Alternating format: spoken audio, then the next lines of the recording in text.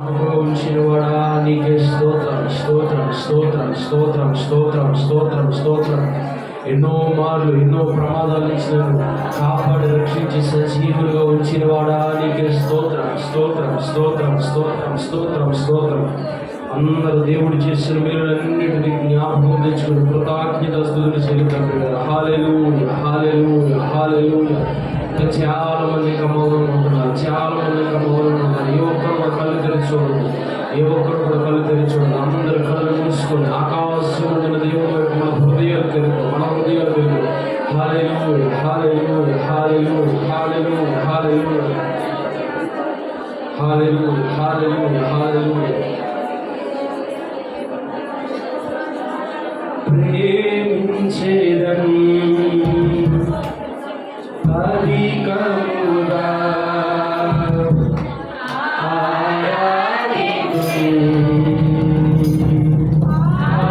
ఆసక్తితో ప్రేమించేదన్ అధికముగా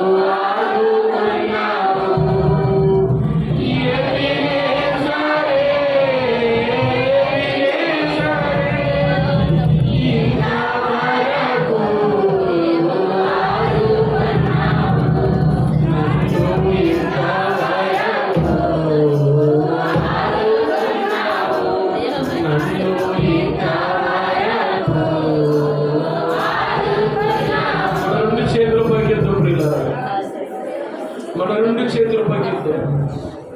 ఆకాశం వైపు ఆయన తప్ప ఇంకెవరిని జ్ఞాపకం తెచ్చుకోవద్దు. ఆయన వైపు, అయ్యా నిన్ను ఆరాధిస్తాను నాయన, నా పూర్ణ మనస్సుతో నేను ఆరాధిస్తాను, నా పూర్ణ బలముతో నేను ఆరాధిస్తాను ఆయన. ఇప్పుడు వరకు నేను తెలుసాను ఆయన, నా ప్రాణం ఉన్నంత వరకు నేను ఆరాధిస్తాను ఆయన. నేను మట్టిలోకి వెళ్ళేంత వరకు నేను ఆరాధిస్తాను ఆయన. నా ప్రాణం ఉన్నంత వరకు నేను ఆరాధిస్తాను. నేను ఏ స్థితిలోనూ నేను ఆరాధిస్తాను. నన్ను బలపరిచిన వాడు నీవు, నాకు బ్రతుకునిచ్చిన వాడు నీవు, నన్ను ఆదుకునే వినేశ్వరు నీవు, నన్ను స్వస్థపరిచిన యెహోవా రాపోను, నన్ను చూచిన రోజు నీవు. ఆరాధన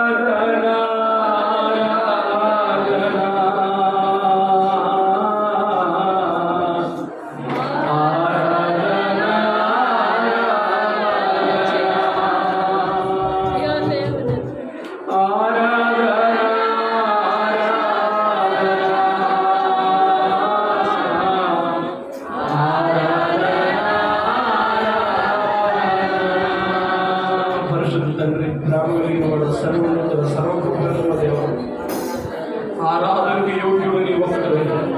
మా పూర్ణ మనస్సుతో, మా పూర్ణ బలముతో ప్రభా నిన్ను ఆరాధించుకుంటూ నేను తెలుసయ్యా.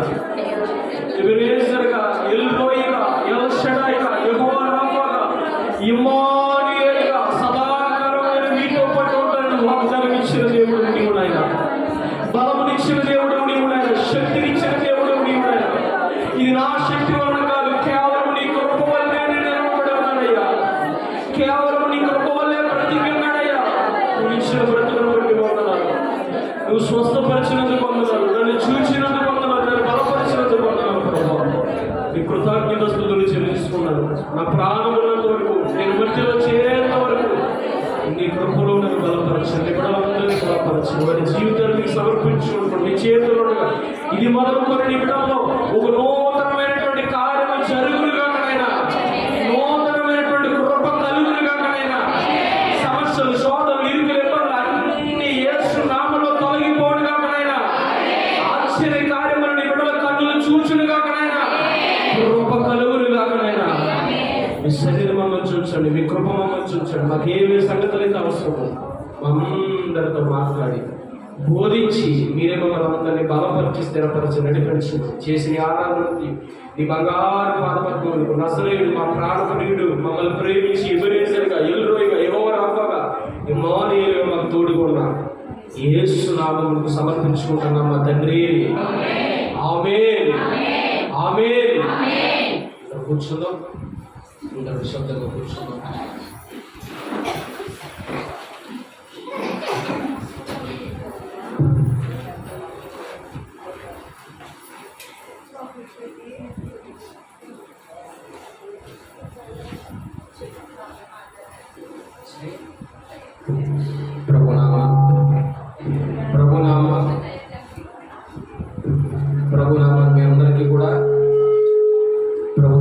అందరికీ కూడా నా వందనాలు చెల్లించుకుంటున్నాను.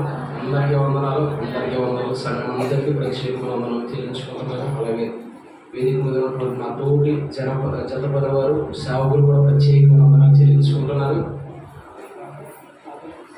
మంచిది. ఉదయకాలం దేవుడు మనందరినీ దర్శించి మరలా తిరిగి ఎక్కడికి రావాలి? మనం ఎక్కడికి రావాలి? ఉదయకాలం ధ్యానం ఎంతమంది గుర్తుంది? ఎంతమంది గుర్తుంది? అందరికి గుర్తుందా? మీరులు పొందుకున్న వారు 10 మంది అయితే మరలా వెనక్కి తిరిగి వచ్చిన వారు ఎంతమంది? ఎంతమంది? మిగిలిన 9 మంది ఏమయ్యారు? అటు నుంచి అంటే వెళ్ళిపోయారు. మనం మేలులు పొందుకొని అటు నుంచి అటు వెళ్ళిపోయే వరక మరలా తిరిగి ఎక్కడికి రావాలి? 9 మందిని అడిగాడు ప్రభు. 9 మంది ఎక్కడ అడిగాడు? అడగలేదు ఆయన. మేలులు పొందుకున్న వారిని కూడా అడుగుతాడు, నువ్వు ఎక్కడున్నావు ఈరోజు అని. ఎక్కడున్నావంటే ఒక్కొక్కరు ఏం చెప్పారు? ఒకరు సినిమా థియేటర్ అని, ఒకరు చెప్పాను కదా పొద్దున్న ఫంక్షన్కి వెళ్ళారని. గుర్తుందా మీకు? చెప్పండి. ఎలాగ బంధం? ఎలాగా నేను లాంగ్ రిలేషన్ చెప్పాను కదా. ఆ అత్తగారు పెద్ద కొడుకు కూతురు కొడుకు అమ్మగారు అత్తగారు ఇంటికాడ వాళ్ళ 3 పిల్లలు ఉంటే ఆ ముగ్గురులో 2వ కొడుకు కుమార్తె వాళ్ళ అత్తగారు మామగారు అబ్బాయి గారి కూతురు 900 వెళ్ళిపోయి ఇంకొకరు ఇంటికి రావాలంటే ఒకటి ప్రేయస్ని చూడటానికి వెళ్ళాడు కదా. ఆ వయసు ఎంత? 40 సంవత్సరాలు. ఇప్పుడు నీకు ప్రేయస్ ఏంటంటే ఏమన్నాడు? ప్రేమకు వయసుతో అన్నాడు. ఇంకొకటి నువ్వే ఎక్కడికి వెళ్తున్నావు అంటే మామ టైం అయింది కదా, ఈ టైంకి సొక్కాడకపోతే అన్నాడు. ఇంకొకరు ఎక్కడున్నారని 9 మంది అంటే 9 మంది రకరకాల సమాధానం చెప్పారు. ఒక్కడు మాత్రమే తిరిగి దేవుని దగ్గరికి. ఈరోజు మనం కూడా లోకంలో ఎక్కడ తిరుగుతున్నాడు? ఈరోజు లోకంలో ఎక్కడ తిరుగుతున్నావు? ఎక్కడ తిరిగినా నువ్వు మరలా ఎవరి దగ్గరికి రావాలి? దేవుని సన్నిధికి నువ్వు తిరిగి రావాలి. దేవునికి స్తోత్రం కలుగును గాక. హల్లెలూయా, హల్లెలూయా. ఉదయం వర్తమానం కొనసాగింపు కానీ ఈ వర్తమానం కూడా ఉంటుంది. తిరిగి రావాలి. మనం తిరిగి వచ్చిన తర్వాత ఎవరి దగ్గరికి తిరిగి వచ్చాం? మనం ఇప్పుడు దేవుని దగ్గరికి తిరిగి వచ్చాం. తిరిగి వచ్చి దేవుని మహిమపరచాం. దేవుని ఏం చేయాలి? మహిమపరచాలి. కుష్ఠరోగి ఏం చేశాడు? తిరిగి వచ్చి బిగ్గరగా కృతజ్ఞతాస్తుతులు చెల్లిస్తూ ఆయన మహిమపరుస్తూ ఆయన పాదాలతో ఏం చేశాడు? సాగిలు పడ్డాడు. ఆయన పాదాల దగ్గర ఏం చేశాడు? సాగిలు పడ్డాడు. నా మనసారని సన్నిధిలో సాగిలపడి నమస్కారము చేసేదా. సాగిలపడి నమస్కారము నా మనసారని సన్నిధిలో. మనము కూడా తిరిగి దేవుని సన్నిధికి రావాలి. తిరిగి మనం కోల్పోయినటువంటి భక్తి, ప్రార్థన జీవితం, మనం కోల్పోయినటువంటి విశ్వాసం, మనం కోల్పోయినటువంటి ఆత్మీయ జీవితాన్ని తిరిగి మరలా మనం సంపాదించుకోవాలి. అలా సంపాదించుకోవాలంటే నువ్వు దేవుని దగ్గరికి వచ్చిన తర్వాత దేవుడు కొన్ని విషయాలు నీకు ఉపదేశిస్తాడు. ఆయన మంచి బోధకుడు. అవునా కదా? యేసుప్రభు ఎవరో మంచి బోధకుడు. ఆయన అనేకమైన సంగతులు నీకు ఉపదేశిస్తాడు. నాయనా, నువ్వు రక్షించబడ్డావు, మరలా తిరిగి వచ్చావు. తిరిగి వచ్చిన నువ్వు ఎలా ఉండాలో తెలుసా? కొన్ని నియమాలు ఉన్నాయి. ఏమున్నాయి? నియమాలు ఉన్నాయి నీకు. ఇప్పుడు ఒక జ్వరం వచ్చింది. జ్వరం వచ్చిన తర్వాత ఆసుపత్రికి వెళ్తాం. ఏ టైఫాయిడ్ డెంగ్యూ తేలింది అనుకోండి, ప్లేట్లెట్స్ పడిపోయి అనుకోండి, హాస్పిటల్లో జాయిన్ అయిన తర్వాత డాక్టర్ గారు మందులు ఇస్తారు. మందులు ఇచ్చేసిన తర్వాత మరలా మనం తిరిగి ఇంటికి వస్తాం. ఇంటికి వచ్చిన తర్వాత వచ్చేటప్పుడు డాక్టర్ గారు కొన్ని జాగ్రత్తలు చెప్తాడు. అమ్మా, లేకపోతే అయ్యా, నువ్వు మహా తిండిపోతులేకున్నావు, వారం రోజులు హాస్పిటల్ నుండి ఆపడమే కష్టమైపోయింది, కానీ నువ్వు ఏం చేస్తావు అంటే 3 నెలల పాటు నీసి మానే అంటారు. అవునా కదా? ఒక 3 నెలల పాటు. ఇంకా కొంతమందికి హార్ట్ పేషెంట్ లాంటి వాళ్ళకి ఇంకా మంచి జాగ్రత్తలు చెప్తారు. అమ్మ, మీరు గట్టిగా అరవమాకండి, మీరు గట్టిగా మాట్లాడకండి. ఎందుకంటే కొంతమందికి షార్ట్ టెంపర్ అనేది ఒకటి ఉంటుంది అన్నమాట. ఏంటిదని మీరు ప్రతి చిన్నదానికి అరుతుంటారు. ఎందుకు? చిన్న విషయం ఏంటి అరుస్తూ ఉంటారు కొంతమంది. అలాంటి వాళ్ళకి డాక్టర్ గారు ఏం చెప్తారు? అమ్మ, నీ గుండె చాలా బలహీనంగా ఉంది, నువ్వు అరిచేరుకుని నా గుండె అగ్గిలో ఉంది, నీ గుండెకి ఎంత ఇంకా ఆల్రెడీ స్టడీలు వేయించుకోవడం ఉండేది, చాలా జాగ్రత్తగా జాగ్రత్తలు చెప్తారు. అవునా కదా? దేవునికి స్తోత్రం, హల్లెలూయా. అలాగే తిరిగి వచ్చిన వారికి దేవుడు మరలా ఆత్మీయ జీవితంలో మనం ప్రవేశపెట్టి, విశ్వాస జీవితంలో ప్రవేశపెట్టి, మందిరంలోనికి ప్రవేశపెట్టి కొన్ని జాగ్రత్తలు అని చెబుతాడు. ఏం చెప్తాడు ఆయన? జాగ్రత్తలు అని చెప్తాడు. ఆ జాగ్రత్తలు పాటించిన వాడు మరలా చచ్చిపోవడం కాదు, మరలా వాడికి షాక్ ఉండదు ఆత్మీయంగా. వాడు దినదినం అభివృద్ధి చెందుతూ వర్ధిల్లుతూ ఉంటాడు ఆత్మీయ జీవితంలో. దేవుడు కూడా ఇశ్రాయేలు ప్రజలు మనందరికీ కూడా తెలుసు. ఎంతమందికి తెలుసు? అమ్మ చెప్పాలి, ఎంతమంది తెలుసు? ఇశ్రాయేలు ప్రజలు ఎంతమందికి తెలుసు? తెలిసిన వాళ్ళు ఏంటండి అమ్మ? తెలుసా? బైబిల్లో ఇశ్రాయేలు ప్రజలైనా ఒకళ్ళు ఉన్నారు. తెలుసా మీకు? తెలుసా? మీకు ఏ రకంగా చుట్టాలు అవుతారు? ఏ రకంగా? ఇందాక నేను చెప్పాను, నాకు చెప్తారు మళ్ళీ నేను రాంగ్ రిలేషన్ అంటేనండి. ఇశ్రాయేలు ప్రజలు బాగా మోషే గారు ఉన్నారు, మా మాంగలేదా? మనకు తెలుసు అంటే బైబిల్లో దేవుడు చెప్పిన దాని ప్రకారంగా మనకే తెలుసు. దేవునికి స్తోత్రం, హల్లెలూయా. వారిని కూడా లోకం నుంచి, ఐగుప్తు అనే లోకం నుంచి దేవుడు రక్షించుకొని వారిని కూడా దేవుడు ఎక్కడికి తీసుకొని వెళ్ళాడు? కనాను ప్రాంతానికి దేవుడు తీసుకొని వెళ్ళాడు. ఈ కనాను ప్రాంతం వాగ్దానం ఇచ్చాడు అబ్రహాముకి. నాయన అబ్రహామా, నువ్వు ఇక్కడ ఉన్నప్పుడు నిన్ను ఇక్కడ తీసుకొచ్చాను, అయితే నీ సంతతి వారు ఇక్కడ ఉండరు, వాళ్ళు చెరలోనికి వెళ్ళిపోతారు. ఐగుప్తు చెరలోనికి వెళ్ళిపోయిన వారిని 450 సంవత్సరాల తర్వాత మరలా నేను వారిని వెనక్కి తిరిగి తీసుకొస్తాను. ఎక్కడికే? ఆ కనాను, పాలు తేనెలు ప్రవహించేటువంటి ఆ దేశానికి, కనాను భూభాగాన్ని నేను తీసుకొస్తాను వాగ్దానం ఇచ్చాడు దేవుడు. ఇప్పుడు మరలా వెనక్కి తిరిగి వెళ్తున్నారు. ఎక్కడికి వెళ్తున్నారు? వాళ్ళ పితరుడైన అబ్రహాముకి దేవుడు వాగ్దానం చేశాడు కదా, ఆ వాగ్దాన భూభాగం ఏంటది? కానాను. దేవుడికి స్తోత్రం. అక్కడ తిరిగి వెళ్తున్నారు. తిరిగి వెళ్తున్న వారికి దేవుడు కొన్ని సూచనలు ఇచ్చాడు. ఏమిచ్చాడమ్మా? సూచనలు ఇచ్చాడు. దేవుడికి స్తోత్రం. కొంతమందికి సూచనలు అంటే నచ్చవు. అయ్యో సేవకుడు ఎందుకోసం చెప్పాడో, అన్యుల సంబంధం మనకు వద్దని, మనం ఏమో డబ్బు ఉందని ఆశ చేసేస్తాం. ఎందుకన్నా మంచిది సేవకుడు చెప్పినట్టు ఆలోచిస్తే బాగుంది అని కొంతమంది అనుకుంటే, మాస్టర్ గారు కుళ్ళు మా మీద, నాకు మంచి సంబంధం వచ్చిందని కుళ్ళిపోతాడు మాస్టర్ గారు. మాస్టర్ గారు నాకు కుళ్ళు మరి. మాస్టర్ గారు కుళ్ళు ఉంటుందమ్మా? మాస్టర్ గారు కుళ్ళు ఉంటుందా? కుళ్ళు ఉంటాయి సేవకు ఎందుకు వస్తాడు? కుళ్ళు వస్తా సేవకు వస్తాడా? రాడు. ఇంకో 2 లేయర్లు బిల్డింగ్ కట్టి ఒక 4 కార్లు కొని ఇదనే అర్థం చేసుకుంటాడు ఆయన. స్తోత్రం, హల్లెలూయా. పైకి అర్థం లోపల అనుకుంటా. దేవుడికి స్తోత్రం కలిగి కాక. మాస్టర్ గారికి కుళ్ళులు, స్వార్థాలు కొంతమందికి ఉంటాయంలో. కానీ యథార్థమైన సేవ చేస్తున్న వారిని ఎప్పుడు కూడా మనం ఏం అనకూడదు. యథార్థంగా కష్టపడి సేవ చేస్తున్నప్పుడు అన్న ఉన్నాడంటే కష్టపడి సేవ చేస్తున్నాడు అన్న.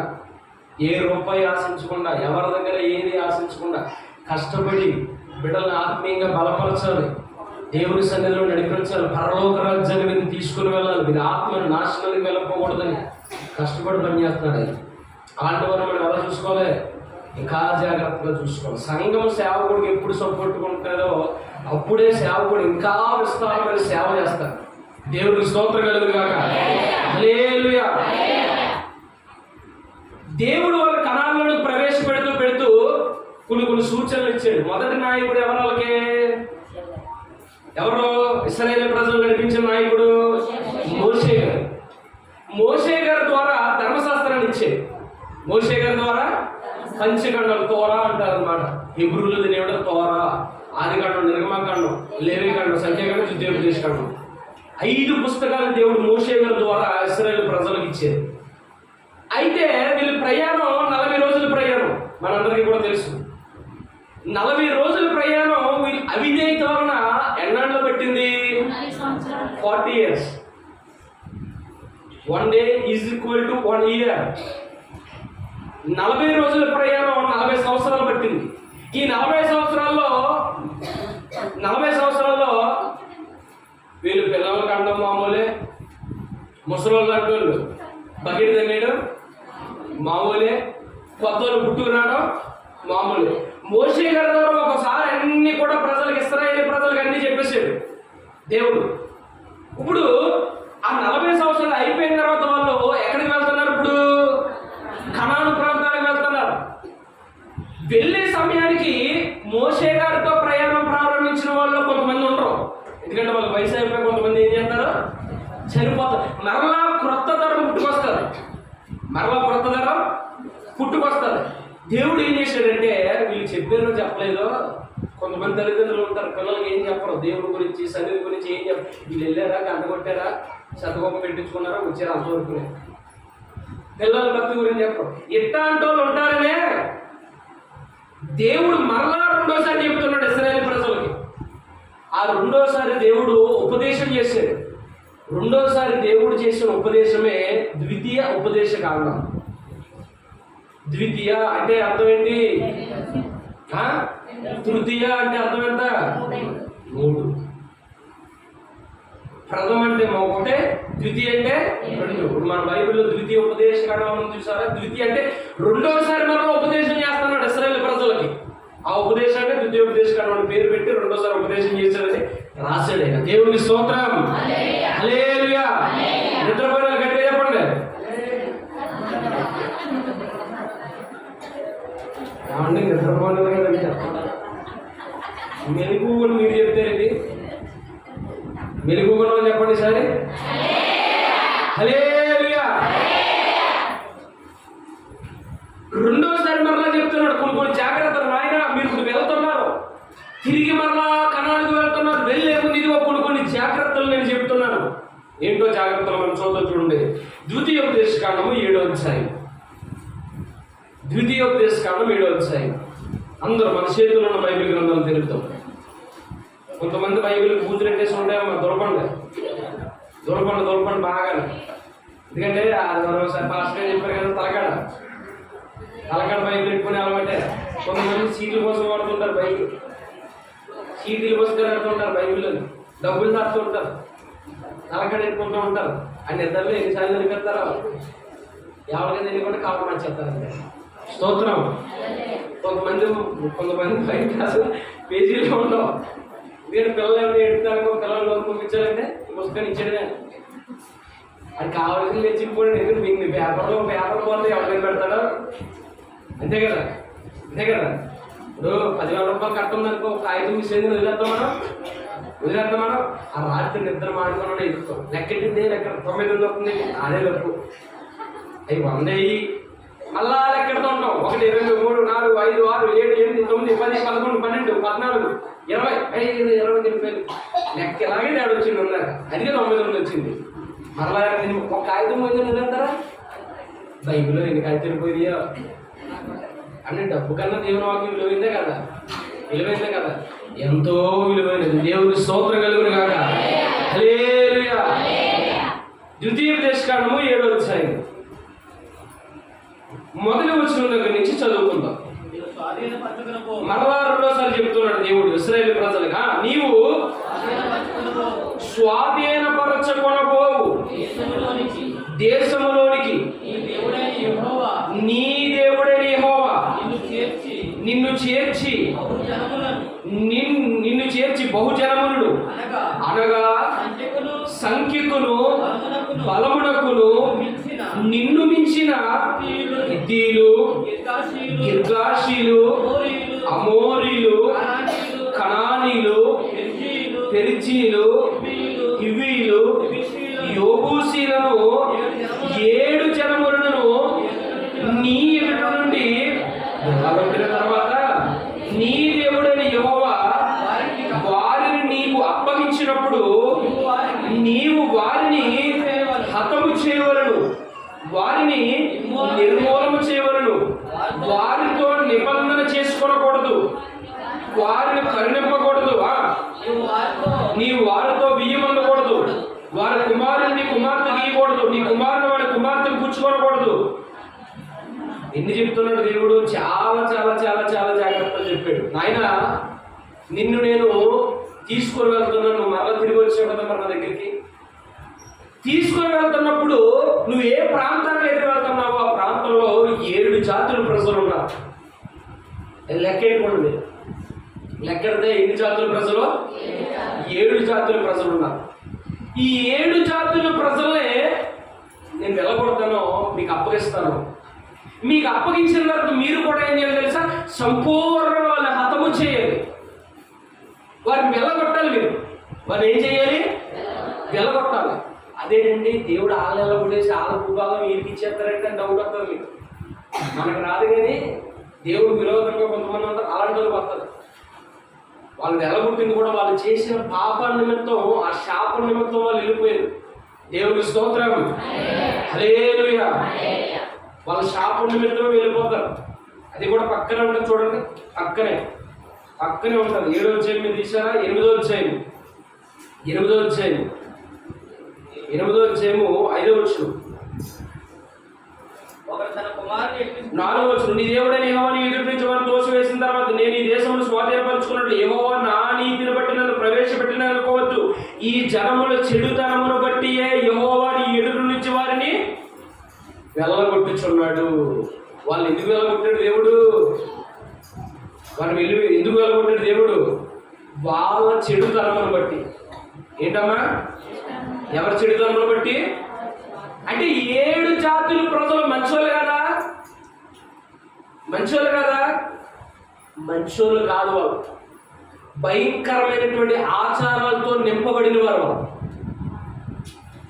భయంకరమైనటువంటి అలవాట్లతో నింపబడిన వారు, భయంకరమైనటువంటి వ్యసనాలతో నింపబడిన వారు, భయంకరమైనటువంటి విషయాలు నేర్చుకుంటున్న వారు. అలాంటి వారితో దేవుడు అన్నాడు, వారిని పూర్తిగా మీరేం చేయండి? వెళ్ళగొట్టండి, హతము చేయండి, వారిని పూర్తిగా వెళ్ళగొట్టండి. వారికి సంబంధించినవి ఏవి కూడా ఉంచకండి, వాటి అన్నిటిని నాశనం చేయండి. నాశనం ఇంగ్లీష్లో డిస్ట్రాయ్ అంటారు. ఏమంటారు?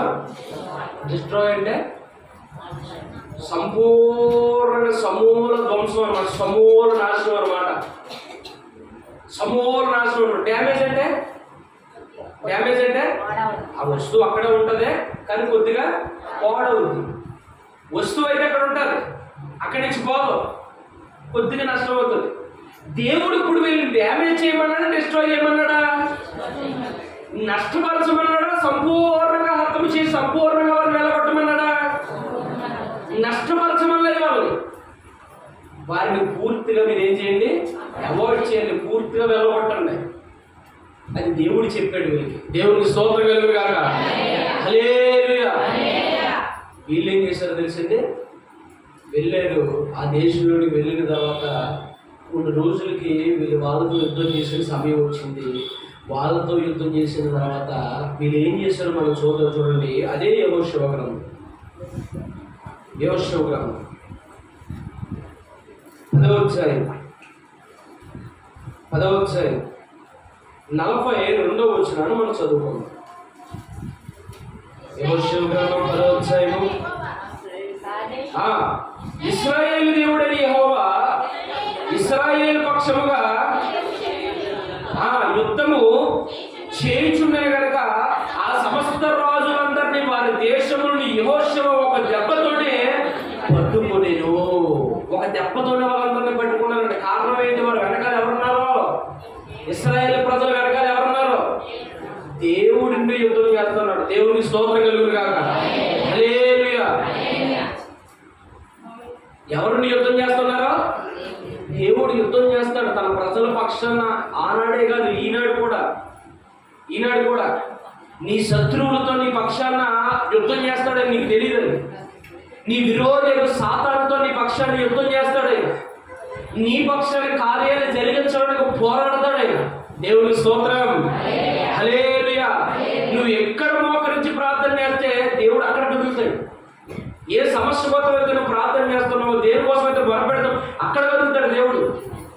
దేవుడు వారి పక్షాన్ని ఉన్నాడు కనుక అన్ని ప్రాంతాలను జయించుకుంటా వచ్చేసారంట. 7 జాతులు అని చెప్పాం కదా. ఎన్ని జాతులు? 7 జాతులను మట్టు పెట్టుకుంటా వచ్చేది.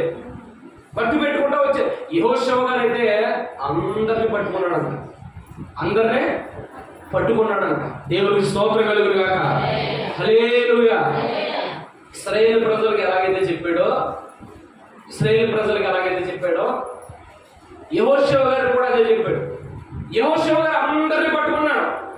ఇప్పుడు ఇశ్రాయేలు ప్రజలు ఏం చేశారో కొద్దిగా ముందుకు వెళ్దాం చూడండి. 17వ అధ్యాయము 63వ వచనం 61 కానీ చదువుతాం. 61 కానీ 15వ అధ్యాయము పేజీ నెంబర్ 190. పాత నిబంధన కొత్త నిబంధనలు ఎంత మాకండి? కొత్త నిబంధనలు ఎంత ఎదిగినా ఈ కోటాలు కాదు, వచ్చే సంవత్సరం కోటాల వరకు మీరు ఇచ్చిన కొత్త నిబంధనలు దొరుకుతామా? దొరకదు. ఎందుకంటే అది ఎక్కడ ఉంది? పాత నిబంధనలు ఉంది. దేవునికి స్తోత్రం. అంటే కొంతమంది ఓన్లీ కొత్త నిబంధనలు పట్టుకొని వస్తారు. పచ్చకప్ప బైబిల్ ఉంటాయి కదా, కొత్త నిబంధన. అంటే పట్టు రాకపోతే పాస్టర్ గారు ఫీల్ అవుతారని అనుకోవడం. పట్టు రాకపోతే ఎందుకంటే బరువు కదా మరి. అది మెడలో వేసుకున్న ఆహారం కంటే బరువు, కట్టుకున్న వస్త్రాల కంటే బరువు, అవునా కదా? పెంచిన పొట్ట కంటే బరువు కదా. అందుకనే కొంతమంది అసలు బైబిలే తేరా. మాకెందుకంటే బైబిల్, మా బైబిల్ అంతా మా గుడిలో చెప్పమంటారా? వద్దు నాయన, చెప్పదు నాయన, నువ్వు చెప్తే మేము విన్నామంటే అంతే సంగతులు. స్తోత్రం. హల్లెలూయా. యెహోషువ అయితే అందరినీ పట్టుకున్నాడు. ఇశ్రాయేలు ఏం చేశారంట? చదువుతాం చూడండి. అరణ్యమున బెదరాప, మిద్దీను, శెకాప, నిష్పాడు, ఎల్మేలహు, ఎన్గేది అయినవి వాటి పల్లెలు ఒక 6 పట్టణములు, యెరూషలేములో నివసించు యోబూసీయులను యోధా వంశస్థులు తోలివేయలేకపోయేది. కనుక యోబూసీయులు నేటి వరకు యెరూషలేములో యోధా వంశస్థుల యొక్క నివసించుచున్నారు. ఎంత ప్రమాదం జరిగిందో చూడండి. తోలివేయలేకపోయారంట. మరి యెహోషువ తోలివేశాడు కదా, నువ్వెందుకు తోలివేయలేకపోయావు? తోలివేయకుండా వాళ్ళే పెట్టుకున్నారు. అలాగా దేవుడు వాళ్ళ మీద యుద్ధం చేసి గెలిచి వాళ్ళ దగ్గర వాళ్ళందరినీ బానిసలుగా చేసి మీ దగ్గర పెట్టుకోమని చెప్పాడా? మొత్తం వాళ్ళందరినీ కూడా పంపేమని చెప్పాడా? అమ్మా చెప్పాలి. వాళ్ళందరినీ పంపించేయమని చెప్పాడా? లేదు పర్లేదు ఒకరిద్దరు ఉంచుకోండి అని చెప్పాడా? అందరిని A-Z 7 జాతుల్ని కూడా సంపూర్ణంగా నిర్మూలన చేయాలి మీరు. డ్యామేజ్ కాదు, డిస్ట్రాయ్ చేయాలి మీరు.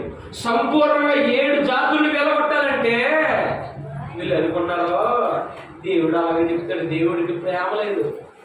దేవుడికి ఏం లేదు? దేవుడికి ప్రేమ లేదు. మన శత్రువును కూడా మనం ఏం చేయాలి? ప్రేమించాలి కదా. ప్రేమించి ఆడితో పాటు మనం కూడా ఏం చేయాలో పెక్కేయాలి. ఆడితో పాటు మనం కూడా ఆడతా పాడుతూ సినిమా థియేటర్కే అమ్మా. ఎందుకంటే దేవుడు చెప్పాడు కదండి, మీ శత్రువును కూడా ప్రేమించమన్నాడు. కానీ ఆడి బదులు నీకు పాల్భాగం తీసుకోమన్నది. స్తోత్రం. ఎందుకు ప్రేమించమన్నాడు కదా? వాక్యాన్ని చెప్పి దేవుడు మందిరాన్ని తీసుకురావడం నిమిత్తం వాడిని ప్రేమించమన్నాడు. వీళ్ళు ఏం చేశారంటే, అయ్యో 6 జాతుల ప్రజలు పోయారు, కనీసం ఒక జాతినన్నా కనీసం నివాసాలతో మన శత్రువుడు కూడా మనం ప్రేమించాలి. దేవుడికి తెలియదు. దేవుడికి ఏం తెలుసు? ఒకరు ఉంచుకుందాం, మనం జాగ్రత్తగా పెంచుకుందాం. ఒకరు ఉంచుకొని జాగ్రత్తగా పెంచుకుందాం. అంటే కొంతమందిని ఎంత పెంచినా బుద్ధి మారదు. చిన్న పాము ఉందండి, పొలంలోకి వెళ్తున్నప్పుడు రైతులకు పాములు తగ్గితే ఎర్రప్పుడు చంపేస్తూ ఉంటారట. అలాగే ఒక రైతు వెళ్ళేసి 4 కూడుకొని కొట్టిందా కొట్టుకున్నారు. అది దేవుడా బాబు ఏదో పెద్దదే పడింది అనుకోని పరుగుకొని నేను వెళ్ళేసరికి ఇంత పిల్ల, ఏ పిల్ల? పసిపిల్ల. ఏ పిల్ల? పాము పిల్ల. అర్రే చిన్నదాన్ని కొడుతున్నారంటే మీకు ఎలా బుద్ధి జ్ఞానం ఉందా? పశువుల్ని హింసించొద్దన్నారా? మానవ సేవ అన్నారా? జీవహింస పాపం అన్నారా? ఎలా నేను మాట్లాడతానని చెప్పి దాన్ని ఏం చేశాడంటే పెంచుకున్నాం కదండి, సరదాగా ఇంటికి తీసుకొచ్చాడు. స్తోత్రం.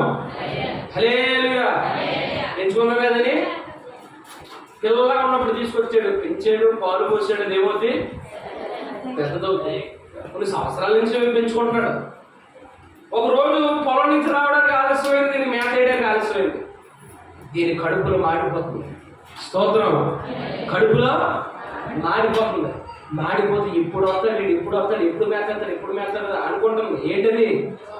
అమ్మ చెప్పాలి. పాము. ఈ గ్యాప్లో రైతులు వచ్చాడు. అయ్యో ఈరోజు ప్రతిరోజు దీనికి మధ్యాహ్నం వేసేవాడిని, ఈరోజు 4 అయిపోయింది, దీనికి మేత అని చెప్పి దగ్గరికి వెళ్ళేసరికి కడుపు మనతో ఏం చేసిందంటే ఆడికి ముద్దెక్కింది.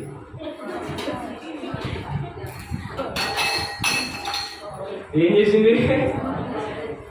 తప్పి మన కోటేసిందండి. ఇప్పుడు నాకు వచ్చిన డౌట్ ఏంటంటే అని చెప్తే చిన్నప్పటి నుంచి కాలేజ్ పెంచాడు కదా, ఆ విషయం ఎక్కడి నుంచి వచ్చింది పవన్కి? చిన్నప్పటి నుంచి పిల్లలు ఉంటారు, కాలేజ్ పెంచుతారు, నెయ్యి పెంచుతారు, చెయ్యేసి. చిన్నప్పటి నుంచి ఆ పావుని కాలేజ్ పెంచితే విశ్వం ఎక్కడి నుంచి వచ్చిందంటారు? దాని నైజమేది, దాని స్వభావమేది. దేవుడికి స్తోత్రం కలుగును గాక. హల్లెలూయా. కొంతమందిని ఎంత మార్చుదామని మనం చూసిన వాళ్ళు మారదు, వాళ్ళ స్వభావాన్ని మార్చుకోవడానికి ఇష్టపడరు, వాళ్ళ నైజాన్ని మార్చుకోవడానికి ఇష్టపడరు. ఈ యోబూసీలు కూడా అలాంటి వారే. దేవుడికి తెలియదా ఎవరు అలాంటి వారో? దేవుడికి తెలియదా? ఒకసారి చెప్పు, 2 సార్లు చెప్పు, 3 సార్లు చెప్పు, 4 సార్లు వదిలే. వాత వేయబడిన మనసు వాడితో పాటు ఉంటే నీ రక్షణ కూడా కోల్పోతావు అన్నాడు. వాడితో పాటు తిరిగితే నీ రక్షణ కూడా కోల్పోతావు, నీ విశ్వాసాన్ని కూడా కోల్పోతావు. కానీ మనకి జాలి ఎక్కువ కదా. స్తోత్రం. మనకి ఏమి ఎక్కువ? జాలి ఎక్కువ, జాలి ఎక్కువ. వీళ్ళకి కూడా ఒక మహా జాలి.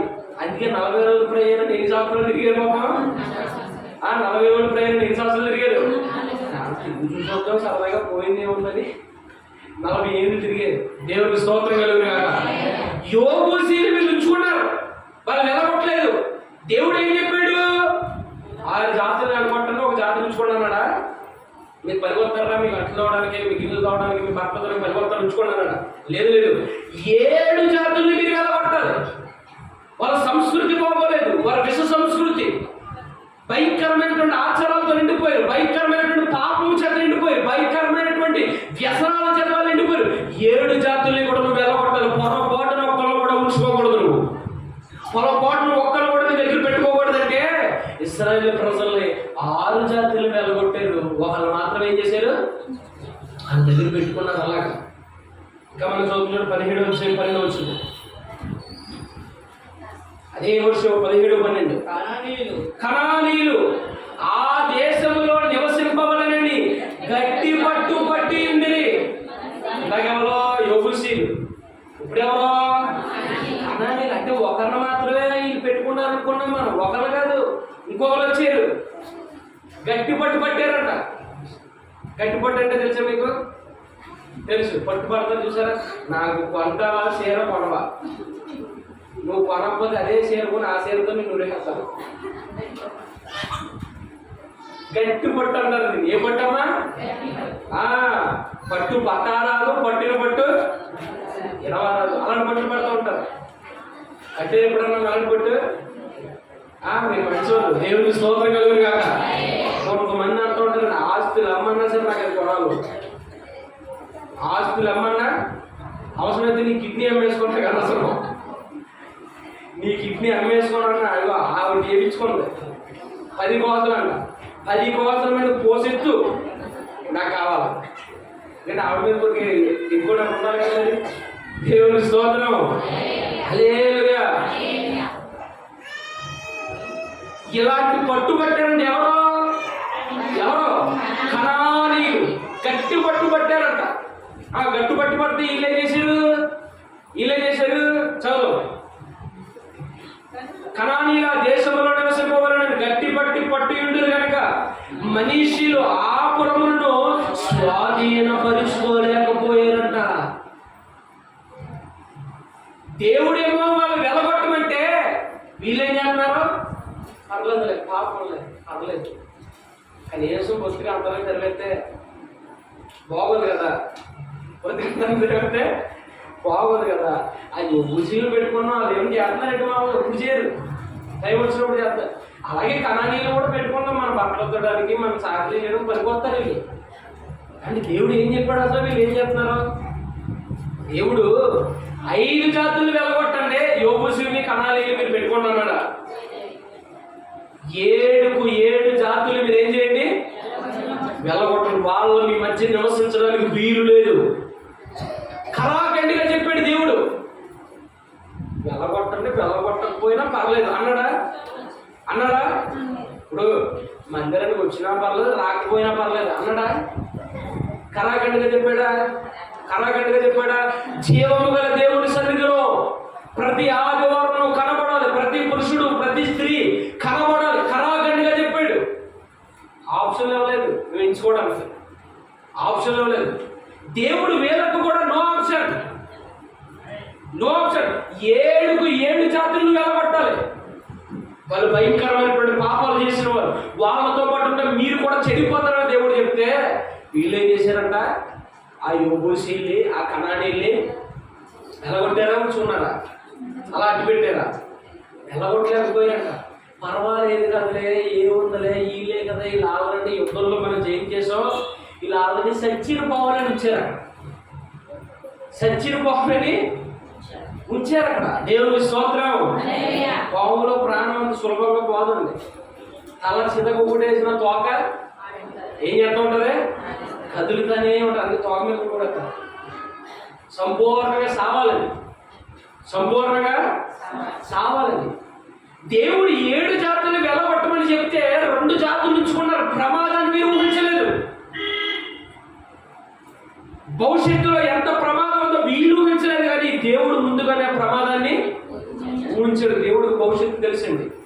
కొన్ని వాటిని దేవుడు వదిలేమంటే ఆ క్షణాన్ని వదిలేము. మనమే ఆలోచించుకుంటాం, తెలుసు ఇది వదిలేస్తే నాకు ఎంత నష్టం కలుగుతుంది కదా అనుకుంటాం.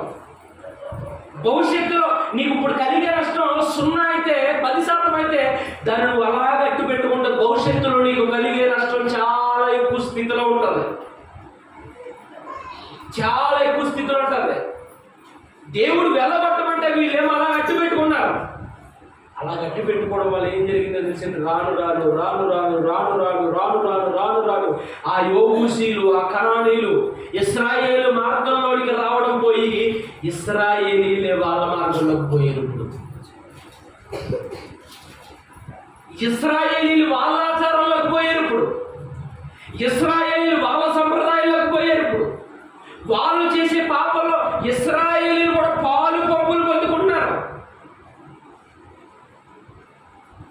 దేవుడు ఇవన్నీ తెలుసు. ఎందుకంటే పాపానికి ఉన్న బలం ఏంటంటే దాన్ని తరమకపోతే, దాన్ని విడిచిపెట్టకపోతే అది నిన్ను పట్టుకుని ఆకర్షిస్తూ ఉంటుంది. మంచి ప్రార్థనలో ఉన్నాను ఇప్పుడు, నీకు తెలియదు దాని బలం ఇప్పుడు. కానీ ఏదో ఒక రోజు ఆ ప్రార్థన కొద్దిగా బలహీనపడింది అనుకో, పాపం యొక్క బలం ఏమవుతుంది? ఆ రోజు నిన్ను లాగుతుంది. వీళ్ళు ఎంత భయంకరమైనటువంటి పాపం చేశారంటే దేవుడు వద్దన పని చేశాడు. చివరాఖరికి ఏమైందో తెలుసండి? న్యాయాధిపతుల గ్రంథం కొత్తాం. 2వ అధ్యాయము 7వ వచనం. యెహోషువ దినములన్నిటిలో యెహోషువ తర్వాత ఇంకా బ్రతికిన వారే ఇశ్రాయేలు కొరకు చేసిన కార్యములను చూచిన పెద్దల దినములన్నిటిలో ప్రజలు యెహోవాను సేవించుచూ వచ్చారంటే పెద్దోళ్ళు ఉన్నంత కాలం బాగానే ఉన్నారట. దేవుని స్తోత్రం. పెద్దోళ్ళు ఉండాలని అయితే శ్లోకంలో సామెత ఉంది. పెద్ద లేకపోతే పెద్ద తల్లి చేతాలంటమన్నారా? ఇద్దు తలలో పెట్టు, పెద్ద అన్నది ఉండాలి ఖచ్చితంగా. పెద్ద అన్నదే ఉండాలి, ఒక నాయకుడు అన్నదే ఉండాలి ఖచ్చితంగా.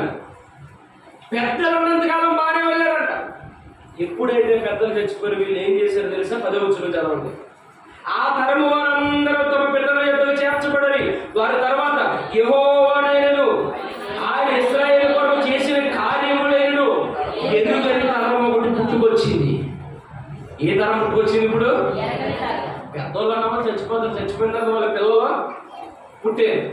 ఇప్పుడు ఆ పిల్లలందరికీ కళ్ళ ముందు ఎవరు కనబడుతున్నారో తెలుసా? వాళ్ళ మధ్యనే తిరుగుతున్న యోబూసీలు కనబడుతున్నారు. ఎందుకంటే వీళ్ళ మధ్యన ఎవరున్నారు? దేవుడు ఏ జాతులను అయితే వెళ్ళగొట్టమని ముందుగా చెప్పాడు ఆ జాతులు వెళ్ళగొట్టారా? 2 జాతులు ఉంచుకున్నారు. వీళ్ళు 2 జాతులను అలా పెట్టుకున్నారు. ఆ 2 జాతుల ప్రజలు వీళ్ళతో పాటు తిరుగుతున్నారు. ఇప్పుడు పుట్టిన పిల్లలకే కళ్ళు తెరిచేసరికి ఇలా కనబడింది వ్యభిచార పాపం. పుట్టిన వాళ్ళకి కళ్ళు తెరిచినట్టే కనబడింది అసహ్యమైన కార్యాలు. పుట్టిన వాళ్ళకి కళ్ళు తెరిచినట్టే కనబడింది కనానీయులు, యోబూసీలు చేసే నీచమైన కార్యాలు. మంచి చేయడానికి అయితే ఎవరన్నా చెప్పాలి, చెడు చేయడానికి ఎవరన్నా నేర్పాలా? త్రాగుడు మానిపించడానికి ఎవడో ఒకటి కూడుకోవాలి. అది నేర్పించడానికి ఎవడ అవసరం లేదు. మంచి మార్గంలో నడిపించేవాడు కావాలి కానీ చెడు మార్గంలో నడిపించేవాడు అవసరం లేదు. ఎందుకంటే మానవ శరీరం ఆటోమేటిక్గా లాగుతూ ఉంటుంది అక్కడికి. ఇప్పుడు క్రొత్త తరవాడు పుట్టిందండి, క్రొత్త తరం కళ్ళు తెరిచిరానే అబ్బా యోగేశ్వరులు చూడండి మంచి పార్టీలు చేసుకుంటున్నారు, ఆ కణాలను చూడండి ఇష్టానుసారంగా వ్యభిచారం చేస్తున్నారు. జీవితం అంటే అలా ఉండాలండి. ఆ నిలువలు ఏం చేశారు తెలుసా? కిందకి చదవండి. ఇశ్రాయేలీయులు యెహోవా కన్నుల ఎదుట కీడు చేసి ఐగుప్తు నుంచి వారిని రప్పించి తమ పితరుల దేవుడైన యెహోవాను విసర్జించి బయలు దేవతలను పూజించి తమ చుట్టూరు జనులు ఎవరున్నారు చుట్టూ? ఎవరున్నారు చుట్టూ? కనానీయులు ఉన్నారు, యెబూసీయులు ఉన్నారు.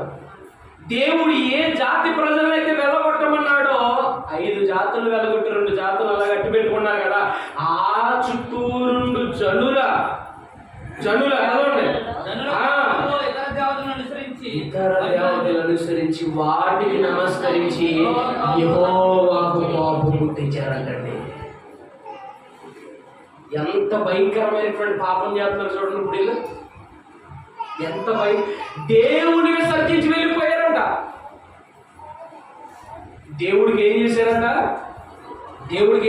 వీళ్ళు కోపం పుట్టించారంట. ఏమంటే దేవుడికి నచ్చని పాపం ఏదన్నా ఉందంటే బైబిల్ గ్రంథంలో అది ఇదే.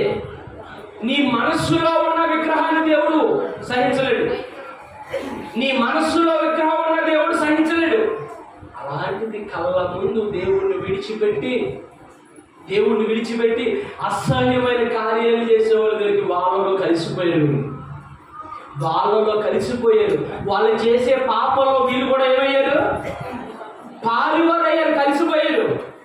దీని వలన జరిగినటువంటి ప్రమాదం ఇంతంత కాదండి, ఇంతంత కాదు. దేవుడు ఏం చేశాడు తెలుసా? ఇలాంటి పాపం చేసిన వీళ్ళందరూ మరలా చెరలోనికి వెళ్ళిపోతారు. ఎంత ఘోరమైనటువంటి పాపం జరిగింది, ఎంత ఘోరమైనటువంటి శిక్ష వచ్చింది. కారణం ఏంటి? వీళ్ళు చేసినటువంటి చిన్న తప్పు. 7 జాతులు దేవుడు వెలగొట్టమంటే 5 జాతులు వెలగొట్టారు, 2 జాతులు అలాగే పెట్టారు. అంటే తప్పు చిన్నదన్నా, చేసిన తప్పు చిన్నదన్నా తన పరిమాణం ఎంత ఉండదే. అప్పుడప్పుడు న్యూస్లో మనం వింటూ ఉంటాం, ఫ్యాక్టరీలు తగలబడిపోయినాయి అని అంటూ ఉంటాం. అయ్యో అంత పెద్ద ఫ్యాక్టరీ తగలబడిపోవడానికి కారణం ఏంటంటే ఎక్కడో ఎవరో సంథింగ్ చిన్న సిగరెట్ వెలిగించుకోవడం అగ్గుపులకి వేస్తాడు. దాన్ని పూర్తిగా ఆరిపెడతాడు, దాన్ని నిప్పు అలా ఉంటుంది, కింద పడేసి వీడి పనులు వెళ్ళిపోతాడు. ఆ నిప్పు కొంచెం కొంచెంగా 1 గంటకి 2 గంటలకు 3 గంటలకి 10 గంటలకు వీళ్ళందరూ బయటకు వెళ్ళిపోయిన తర్వాత చిన్న నిప్పు మొత్తాన్ని తగలబెట్టుకుంటూ వస్తుంది. అవునా కాదా? అప్పుడప్పుడు పాకలు అంటెడిపోయినని మనం వింటూ ఉంటాం. ఎలా అంటెడిపోయినాయి అంటే పాకం సూర్యుకు ఒక దీపం తగిలుతారు, లేదా పొయ్యి ఉప్పు అని ఊరుతున్నప్పుడు ఆ నిప్పు రవ్వలో ఒక రవ్వ వెళ్తుంది. ఆ రవ్వలో చిన్న తాటాకు కట్టుకుంటుంది. అప్పుడు తెలీదు. కానీ కొన్ని గంటలు పోగానే, ఒక రోజు అవగానే, అర్ధరాత్రి గడిగానే మొత్తం ఇల్లంతా అంటుకుంటూ వచ్చేస్తుంది. ఇల్లంతా అంటపడడానికి కారణం ఏంటి? చిన్న నిప్పు. పెద్ద పెద్ద ఫ్యాక్టరీస్ అయితే కూలిపోవడానికి కారణం ఏంటి? చిన్న తప్పు. ఇశ్రాయేలు ప్రజలు నాశనం అయిపోవడానికి కారణం ఏంటి? చిన్నదనుకుంటాం మనం. పాపానికి చిన్న పెద్ద అని తేడా ఉండదండి. పాపం అంటే పాపమే. కొంతమంది అంటుంటారు చిన్న పాపాలు చేశానండి. ఇక్కడ పాపాలు కూడా చిన్న పాపాలు ఉంటాయి, నేను చేసింది చిన్నదేనండి బాబు, నాకంత నరకం వేస్తారు దేవుడు. పాపాల్లో చిన్న పెద్ద ఉండవు. పాపం నువ్వు చేసింది తక్కువ స్థాయిలోనైనా ఎక్కువ స్థాయిలోనైనా దాని వలన వచ్చేటువంటి శిక్ష ఒకటే. దేవుడి స్తోత్రం కలుగును గాక. హల్లెలూయా. దేవుడు చంపమన్న వాటిని చంపకపోతే అవే నేను తిరిగి చంపేస్తాయి, జాగ్రత్త. దేవుడు వాటిని చంపమన్నాడు, చంపలేదు. చివరాఖరికి వాళ్ళ ఇశ్రాయేలు ప్రజలకి చావు కారణం ఎవరు? ఇప్పుడు కారణం ఎవరు? ఆ 2 జాతుల ప్రజలు. కేవలం ఇశ్రాయేలుకి మాత్రమే కాదండి, ఇశ్రాయేలుకి మాత్రమే కాదు, ఈనాడున్న క్రైస్తవులైన మనకి కూడా దేవుడు కొన్ని వాటిని చంపమన్నాడు. చేద్దామా అందరూ బైబిల్ తిరుగుతాం. రోమపత్రిక 8వ అధ్యాయం 12వ వచనం. కాబట్టి సహోదరులారా శరీరానుసారంగా ప్రవర్తించుటకు మనం శరీరంలో రుణస్థులము కాము. మీరు శరీరానుసారముగా ప్రవర్తించిన యెడల చావవలసిన వారు అయ్యుందురు గాని ఆత్మ చేత శరీర క్రియలను చంపిన యెడల జీవించగలరు. దేవుడు చెప్తున్నాడు, ఆత్మ చేత శరీర క్రియలు ఏం చేయాలి? చంపాలా? అన్నిటిని చంపాలా? కొన్నిటినే చంపాలా? కొన్నిటిని అలా ఎట్టు పెట్టుకుందాం. కొంతమంది అన్న ఉంటారు, అన్ని మానేశాను నేను, కేవలం రాత్రి 7 గంటలకు వచ్చి తలకాడ పెట్టే దీపం సీరియల్ ఒక్కటే చూస్తాను. ఏ దీపం? అది ఒక్కటే చూస్తానండి. అన్ని మానేశానండి, కేవలం అదొక్కటేనండి. ఆ ఒక్కటి చాలదా? చాలు. అన్ని నెంబర్లు రిలేట్ చేసి చెప్తారు. ఒక నెంబర్ రిలేట్ చేయండి, సరిగెట్టు నెంబర్. కాలం గడుపుతా ఉంటుంది. కొన్ని రోజులు ఆగిన తర్వాత ఫోన్ చేస్తారు. కొన్ని రోజులు ఆగిన తర్వాత ఏం చేస్తారు? దేవుడు లోకాన్ని పూర్తిగా విడిచిపెట్టి దేవుళ్ళని రమ్మన్నాడు. లోకాన్ని పూర్తిగా విసర్జించమన్నాడు. ఆత్మచేత శరీర క్రియలు ఏం చేయాలి? చంపాలి. ఆత్మచేత శరీర క్రియలు చంపాలి. వేటిని చంపాలి తెలుసా? కొలస్సీయులకు రాసిన పత్రిక 3వ అధ్యాయం. అందరూ చెప్తాం. కొలస్సీయులకు రాసిన పత్రిక 3వ అధ్యాయము.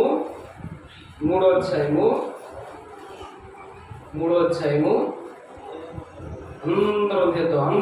3వ అధ్యాయము మొదటి వచనం దగ్గర నుంచి. కావున 3వ అధ్యాయం 5వ వచనం. కావున భూమి మీద ఉన్న మీ అవయవములు అనగా జారత్వమును ఏం చేయాలి?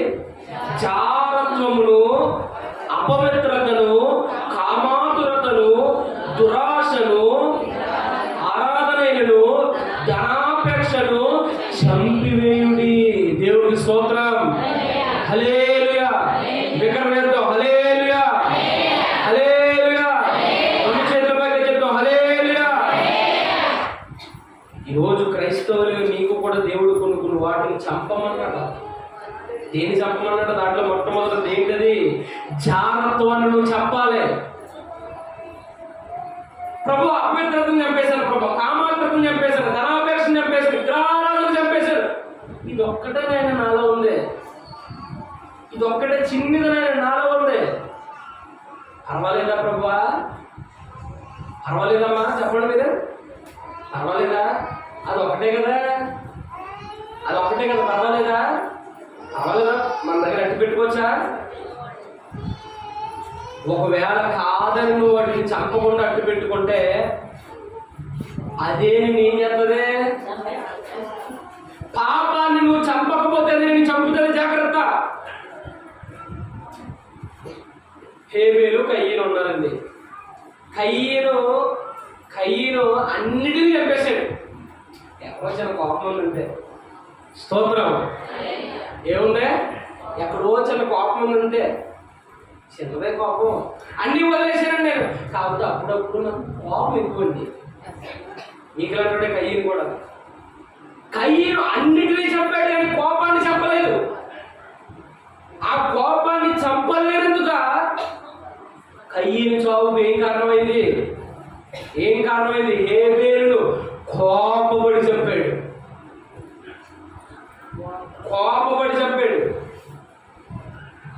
కయ్యన నీ తమ్ముడని హేబేలు ఎక్కడున్నా? ఏం చేశాను ప్రభు? కోపపడి అతని మీద పడి చంపేసింది.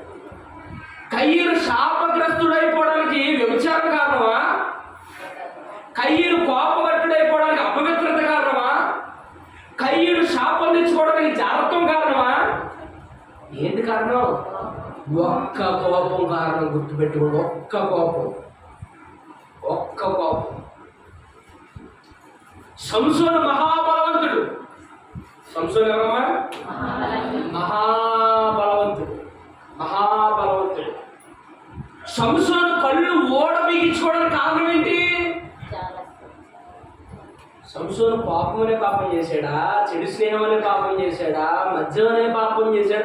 ఏం పాపం చేశాడు? కేవలం ఒకే ఒక్క పాపం, జారత్వం. ఏంటది? జారత్వం, వ్యభిచారం. దాన్ని చంపలేదు. చివరాఖరికి ఆ పాపమే సంసోను ఏం చేసింది? సంసోను ఎంత బలవంతుడండి, ఎలాంటి పరాక్రమ కార్యాలు చేశాడు. అలాంటి బలవంతుడు బలహీనుడే 2 కళ్ళు పీకించుకొని ఆ దేవాలయంలో స్తంభానికి కట్టివేయబడి ప్రభువా నిన్ను గుడ్డోడు అయిపోయినారని ఏడుస్తున్నాడండి. ఆ కారణం ఎవరో? శాపానికి కారణం ఎవరో? సంసోను చంపకుండా వదిలేసాడు. చూసావా? జాగ్రత్తం. ఏదైతే నువ్వు తగలబెట్టకుండా ఉంచుతావో అదే నిన్ను తగలబెడుతుంది. ఏదైతే నువ్వు చంపకుండా ఉంచుతావో అదే నిన్ను చంపుతుంది. అది కాదు దేవుడు పూర్తిగా శరీర క్రియలు చంపే నువ్వు. నోవాహు గారు మంచోడే కదా, మంచోడే కదా. కానీ ఒక సమయాన్ని నోవాహు గారు ఫుల్లుగా తాగి వస్త్రహీనుడే పడిపోయాడు. అన్నిటినీ చంపాడు. ఆయనలో పాపం అనే పాపం ఉందా? జాగ్రత్తం అనే పాపం ఉందా? అపవిత్రత అనే పాపం ఉందా? అసూయ అనే పాపం ఉందా? కలహం అనే పాపం ఉందా? మరి అలా వస్త్రహీనుడే పడిపోయి సిగ్గు పోగొట్టుకోవడానికి కారణం ఏంటి? ఒక్కటే కారణం, ఒక్క పాపం కారణం. ఒక్క పాపం చాలు నీ జీవితాన్ని నాశనం చేయడానికి. ఒక్క శరీరక్రియ చాలు నీ జీవితాన్ని నాశనం చేయడానికి. ఈరోజు చాలా మంది అంటుంటారు, నేను చాలా అన్ని మానేసుకున్నానండి. కాకపోతేనండి అప్పుడప్పుడు ఏదో కొద్ది పుచ్చుకుంటానండి. అప్పుడప్పుడు పుచ్చుకుంటాను. అదే వరకైతే ధైర్యం వేసేవాడండి. ఇప్పుడు ఏదో అప్పుడప్పుడు మా ఫ్రెండ్స్ కలిసినప్పుడు, పాత పరిచయాలు కలిసినప్పుడు అప్పుడప్పుడు కొద్ది పుచ్చుకుంటాను. చాలది. ఆ రోజు పుచ్చుకున్నప్పుడే పండితరంగా ద్వారా ఏ లారీ కింద పెట్టేస్తే నీ చావుకు కారణం ఏం తెచ్చి పెడతాది? ఆ త్రావుడే తెచ్చి పెడుతుంది. నీ చావుకు కారణం ఆ వ్యభిచారం తెచ్చి పెడతాది. నీ చావుకు కారణం ఆ కోపమే తెచ్చి పెడతాది. మోషే గారు ఉన్నాడు, మీకు అర్థమవుతుంది. భూమి మీద ఉన్నవారు అందరిలో మోషే ఎవరంట? అబ్బా దేవుడికి స్తోత్రం, హల్లెలూయా. మిక్కిలి సాత్వికుడు. కానీ మోషే గారు కనానికి వెళ్ళకపోవడానికి కారణం ఏంటి చెప్పండి? కనాను భూభాగంలో మోషే నువ్వు వెళ్ళకూడదు. ఎందుకు నాయనా? నేను వ్యభిచారం చేశానా, జాగ్రత్త చేశానా, అసూయపోతుందా, కలహం ఉందా, అపవిత్రుడా, ఏం పాపం చేశానని నన్ను వెళ్ళొద్దంటున్నావు? కారణం ఒక్కటే. ఏంటో తెలుసా? చిన్ని కోపం. మాట్లాడమంటే కొట్టావు, బండతో మాట్లాడమంటే కొట్టావు, నా పరిశుద్ధతను అవమానించావు. మోషే కనానులో అడుగు పెట్టలేకపోవడానికి ఎన్ని పాపాలు చేసాడు? ఎన్ని పాపాలు అడ్డు పెట్టే? ఒక్కటి చాలు నీ ఆత్మీయ జీవితం కూలబడిపోవడానికి. ఒక్క అలవాటు చాలు నీ సాక్ష్యాన్ని పోగొట్టుకోవడానికి. నీ సాక్ష్యాన్ని సంపాదించడానికి ఎన్ని రోజులు పెట్టింది? సమాజంలో ఈ మనిషి మంచోడు అని చెప్పడానికి 1 రోజు 2 రోజులు సర్టిఫికేట్ ఇవ్వరు. సంవత్సరాల తరబడి జాగ్రత్తగా బ్రతికో, సంవత్సరాల తరబడి దేవుడి సన్నిధిలో సాక్షిగా నిలబడ్డావు, నీ సాక్ష్యాన్ని కాపాడుకున్నావు. సంవత్సరాల తరబడినటువంటి సాక్ష్యం పోగొట్టుకోవడానికి 1 నిమిషం చాలండి. పోగొట్టుకోవడానికి 1 నిమిషం చాలు. దేవుడికి స్తోత్రం కలుగును గాక. హల్లెలూయా, హల్లెలూయా. ఒక్క పాపం చాలు నీ జీవితాన్ని నాశనం చేయడానికి. కొంతమంది అంటూ ఉంటారు, అయితే అన్ని అలవాట్లు మానేశాను కానీ అది ఒక సిగరెట్ ఒక్కటే ఉందండి. ఏముంది? సిగరెట్ ఒక్కటే ఉందండి. ఒక్కటి చాలదా? చెప్పాలి మీరు, ఒక్కటి చాలదా? చాలు. అన్ని నెంబర్లు డిలీట్ చేశానండి, ఒక్కటే ఉంచుకున్నాను. ఆ ఒక్కటి చాలదా? ఈరోజు ఎన్ని కుటుంబాలు కూలిపోతున్నాయి, ఎన్ని సంవత్సరాలు కూలిపోతున్నాయి 1 నెంబర్ తోటి. చివరాఖరికి ఆత్మహత్య చేసుకునే స్థితిలోకి వెళ్ళిపోతున్నారు 1 నెంబర్ తోటి. చివరాఖరికి విడిపోతున్నారు 1 నెంబర్ తోటి. ఒక్క పాపం చాలు నీ జీవితం కూలబడిపోవడానికి. అంటే పాపం అంటే చాలా మంది చాలా సిల్లీ థింగ్ అనుకుంటారండి. సిల్లీ థింగ్ అనుకుంటారు. చాలా ప్రమాదకరమైనది అది. ఒక్కసారి నువ్వు దాంట్లోకి వెళ్ళావా మరలా వెనక్కి తిరిగి రావడం కష్టం కాదండి, చాలా కష్టం. కష్టం కాదు, చాలా కష్టం. పాపం అనేంటిది ఎలాంటిదంటే నిత్యంలో వాహనం చెప్తారు. వరదలు వచ్చినప్పుడు కొన్ని ప్రాంతాలు మునిగిపోతాయి. మునిగిపోయినప్పుడు ప్రజలు బయటకు వచ్చేసినప్పుడు ఆ వరదలు ఆ ఇళ్ళలో ఉన్న సామాన్లన్నీ కూడా వరద కొట్టుకొచ్చేస్తా ఉంటాయి. అవునా కదా? ఆ కొట్టుకొచ్చేసినప్పుడు ఒడ్డున చాలా మంది, కొంతమంది బిందులు దొరుకుతుంటాయి, కొంతమంది రాగి సామాన్లు దొరుకుతూ ఉంటాయి.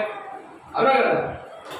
మంచి మంచి సామాన్లన్నీ వరద కొంచెం అడవిలో మంచి మంచి దొంగలు కొట్టుకొచ్చేస్తూ ఉంటాయి. అవన్నీ సేకరించుకొని అమ్ముకుంటే కొన్ని డబ్బులు. అవునా కదా? అలాగే ఒక ఊర్లో వరద వచ్చేసి మన అన్ని కొట్టుకొచ్చేస్తుంటే ఒడ్డు నుండి కొంతమంది ఆ వస్తువులు తీసుకుంటున్నారు.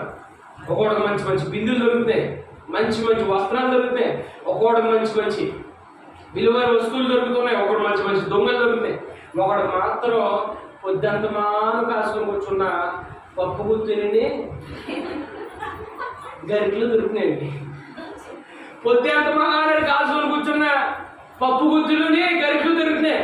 ఏంటరా పొద్దుంతమని కాసుకున్నాడు, దొంగలు దొరికినాయి, ఆడికి బట్టలు దొరికినాయి, ఆడికి బిందులు దొరికి, నాకు పొద్దుంతమని చూసిన పప్పు గుత్తులు గరిటలు తప్పింది. వీడు ఏం చేశాను, ఏదన్నా నేను పట్టాను, ఏదన్నా నాకు దొరకాలని ఎదురు చూస్తా ఉన్నాడు. వరదలా కొట్టుకుపోతుంది. ఆ వరదలో మంచి నల్ల మూట ఉంటాయి, పుట్టుకొని వెళ్ళిపోతుంది. పండింది పంట అనుకున్నాడు. దేవుని స్తోత్రం. పండింది పంట, అదిగో మూట.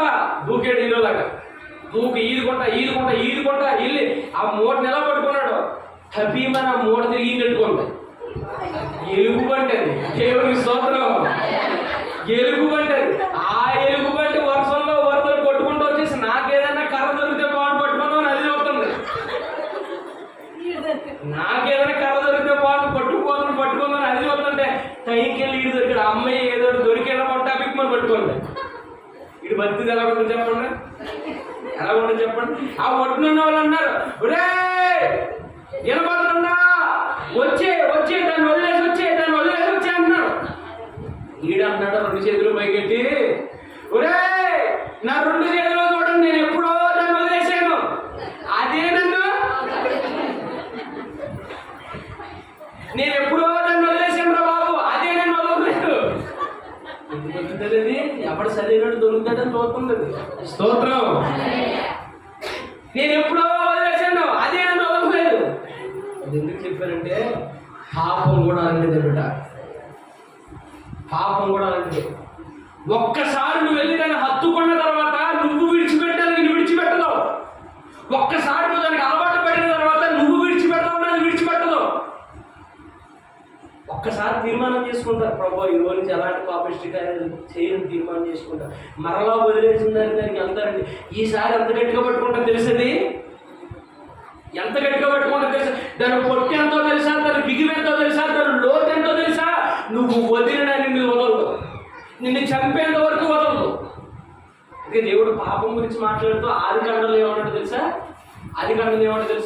కయ్యనుతో మాట్లాడుతూ అంటాడు, కయ్యను పాపము నీ వాకిట ఎలా ఉంటది, పొంచి ఉంటదంట. దేవుని స్తోత్రం.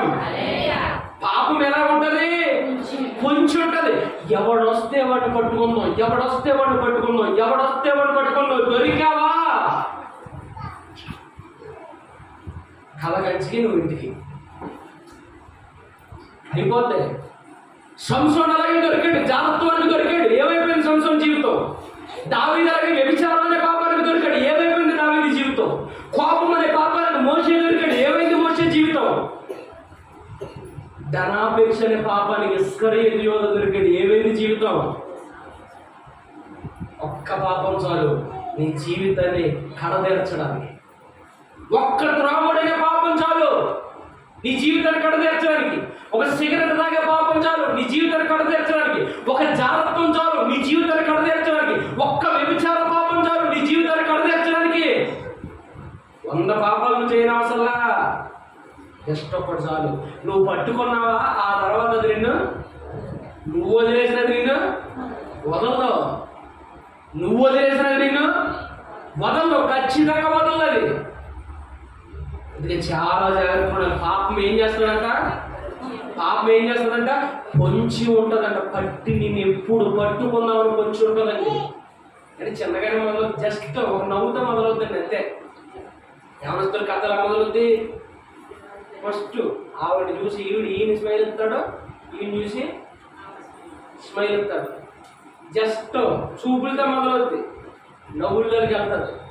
నవ్వుల్లోకి వెళ్ళింది అక్కడ వరకు ఆగుద్దా? నెంబర్ల వరకు వెళ్తుంది. నెంబర్ వరకు వెళ్ళింది అక్కడ వరకు ఆగుద్దా? అప్పుడప్పుడు రెస్టారెంట్లో కలుసుకోవడం వరకు వెళ్తుంది. రెస్టారెంట్లో కలుసుకొని అక్కడ వరకు ఆగుద్దా? ఆగదు. ఆ తర్వాత మెసేజ్లోకి వెళ్తుంది. మెసేజ్లోకి వెళ్ళినప్పుడు వరకు ఆగుద్దా? వీడియో కాల్స్లోకి వెళ్తుంది. దేంట్లోకి వెళ్తుంది? వీడియో కాల్స్లోకి వెళ్ళింది అక్కడ వరకు ఆగుద్దా? వివాహం వరకు ఆగుతుంది. వివాహం వరకు వెళ్ళింది అక్కడ వరకు ఆగుద్దా? అప్పుడు అడుగుతాడు, 20 సంవత్సరాలు 30 సంవత్సరాలు పెంచిన మీ అమ్మా బాబుల్ని వదిలేసి వచ్చావే, నా దగ్గర నువ్వు ఎంతకాలం నమ్మకం ఉంటావు? అప్పుడు పెడతాడు అనుమానం. అంతే జీవితం అయిపోయినట్టే. చిన్న నవ్వు దగ్గర మొదలైంది అది. యవనస్తులు గుర్తుపెట్టుకోండి, ఎక్కడ మొదలైంది అది? చిన్న నవ్వు దగ్గర మొదలైంది. చివరాఖరికి అనుమానించిన భర్త దగ్గర ఉండలేకపోతున్నానని ఆత్మహత్య చేసుకున్నవారు ఎందరో మంది. జీవితాంతకాలం ఏడ్చేవారు. ఏమండి మీకు ఈ హ్యాబిట్ ఎలా వచ్చిందండి? మందు తాగే హ్యాబిట్ అంటే నాకేం అలవాట్లేదండి. ఇది ఫంక్షన్కి వెళ్ళండి, మా ఫ్రెండ్ వద్దురా అన్నానండి. పర్లేదు బా, చిన్నది జస్ట్ చిన్నదే చాలన్నాడంటే. ఒర్రె నేను తాగండ్రా, నేను గుళ్ళోకి వెళ్తున్నాను రా, ఇలాంటి పాప ఇష్టపడి నేను చెయ్యనురా. ఊరికి అప్పుడు తెలుస్తుంది. నువ్వు ఏమన్నా ఏర్పడి దంసంలోకి వెళ్ళిపోయేసి చిన్నది జస్ట్ మొదలవుద్దండి. అది నిన్ను అక్కడ నిలవబడితే ఉంటుంది. అక్కడతో నిన్నేది వదలదు. ఒక్కసారి పట్టుకున్నట్టు పాపడినప్పుడు. అందుకే అన్నాడు దేవుడు, ముందుగానే వాటన్నిటిని మీరు ఏం చేయండి? చంపేయండి. ఇశ్రాయేలు చేసిన పాపం మీరు చేయొద్దు. ఒకవేళ ఏ పాపం ఉన్నా, ఏ దోషం ఉన్నా, ఏ అపవిత్రత ఉన్నా సమస్తాన్ని మీరు చంపేయండి. చిన్నదే కదా, ఏ వదిలేశారా? చివరికి ఏమీ లేకుండా పోతుంది. దేవుడి స్తోత్రం. హల్లెలూయా. నరకమనక భూతోట కాదని అగ్ని ఉండవండి. నరకమనక భూతోట కాదని ఏంటది? చాలా మంది ఫాస్ట్గా చెప్తుంటే నవ్వు వస్తూ ఉంటారు. ఊరుకొండ అయ్యారు, నరకం అంటారు. ఇది నరకం అంటే నేను పోతాడు అనుకున్నావా? అగ్నిగుండం. పాపం వల్ల నీకు వచ్చే జీతం ఏంటి? నరకాగ్నిగుండం. పాపము చేసేవారిని పాతాళం పట్టుకుంటారంట. పాపము చేసేవారిని పొంచి ఉంటుందంట పాపం. ఈరోజు అన్నిటినీ చంపేశావు, కానీ ఏదో ఒకటి దాచుకున్నావు నీ లోపల. ఏ పాపాన్ని దాచుకున్నావు? కోపాన్ని దాచుకున్నావా? అసూయను దాచుకున్నావా? కలహాన్ని దాచుకున్నావా? అవిశ్వాసాన్ని దాచుకున్నావా? ముడిలోనంట ఒకటి తెంగరుడు ఏం చేశాడంటే నిప్పుని దాచేద్దామని ముళ్ళు వేసుకొని కప్పేసాడంట. నిప్పుని ఏం చేద్దాం? దాచేద్దామని కప్పేసాడంట. ఆడి తెంగరుడు అంటారా మంచివాడు అంటారా? పక్క తెంగరుడేనా? సరిపడిచ్చాడా? ఆటగారి దగ్గర తీసుకెళ్ళడానికి అవసరం లేదా? గుడిలో నిప్పేసుకున్న దాన్ని దాచేద్దాం నువ్వు కప్పేస్తే అది కప్పడిపోతుందా? కాలి చేస్తుందా? ఈరోజు నువ్వు కూడా దేవుడికి తెలియకుండా ఏదో పాపాన్ని కప్పేద్దాం అనుకున్నామేమో. జాగ్రత్త. కాల్చుకుంటా బయటకు వస్తుంది. ఇశ్రాయేలు తప్పుడు నువ్వు చేయకూడదు. పూర్తిగా అన్నింటినీ చంపేయాలి.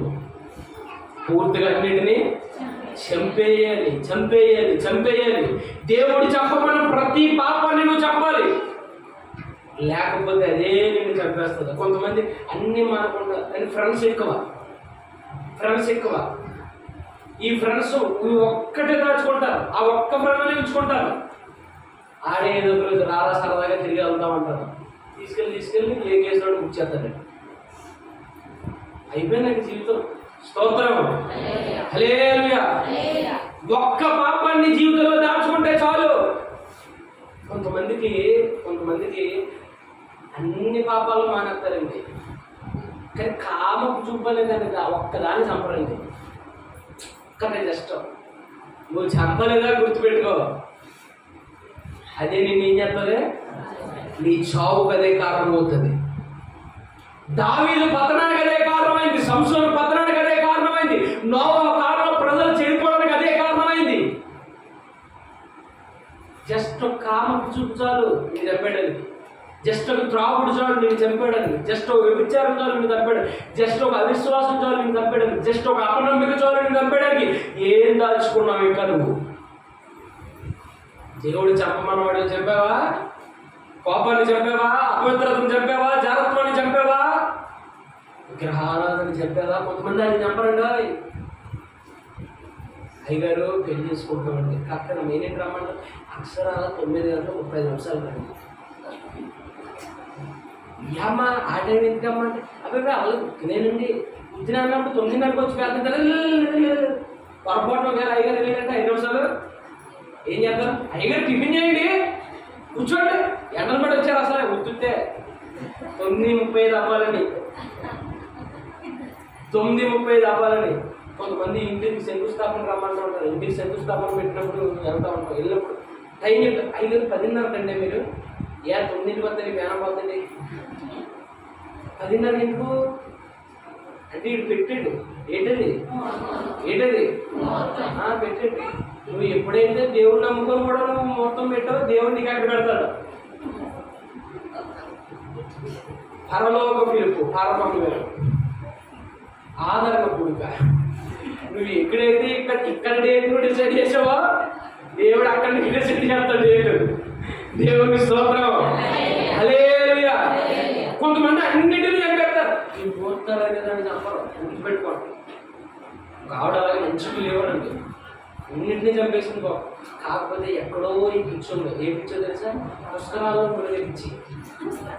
12 సంవత్సరాలకు ఒకసారి వస్తాయి కదా. రాజమండ్రి వెళ్ళింది, రాజమండ్రి ఆ టైంలో పుస్తకాలు వచ్చింది, ములుగుదామని వెళ్ళింది. ఒకటోసారి ములిగింది లేచింది, రెండోసారి ములిగింది లేచింది, మూడోసారి ములిగింది లేవలేదండి. నలుగురు వెళ్ళి సాయం పట్టుకొని లేచి బయట తీసుకొచ్చారు. మూడోసారే పరలోక పిలుపు, ఆదరణ పూడిక. సంఘస్థులందరూ రావాలి. అన్నిటినీ చంపింది, ఆ ఒక్కదాన్ని చంపలే, అన్నిటినీ చంపాడు. ఒక్క సినిమాలు పిచ్చి ఉంది, చాలా సినిమాలు పిచ్చి. నేను కథ తీరుస్తుంది, నీ ఆలోచన మార్చేస్తాను. అన్నిటినీ చంపాడు, కామపు చూపు చంపలే, అన్నిటినీ చంపింది. ముహూర్తాన్ని చంపలే, అన్నిటినీ చంపారు. కొంతమంది దిష్టి చెప్తా ఉంటారు, గుళ్ళో వచ్చేవాళ్ళే వీళ్ళు పక్కవాళ్ళు కదా సుమి, స్తోత్రం. గుళ్ళో వచ్చేవాళ్ళే. ఈరోజు మా ఓడు ఎర్ర బట్టలు కట్టుకెళ్ళాడు, జనం బుక్కు తీసుకొచ్చి పొయ్యిలో మండుతుంటే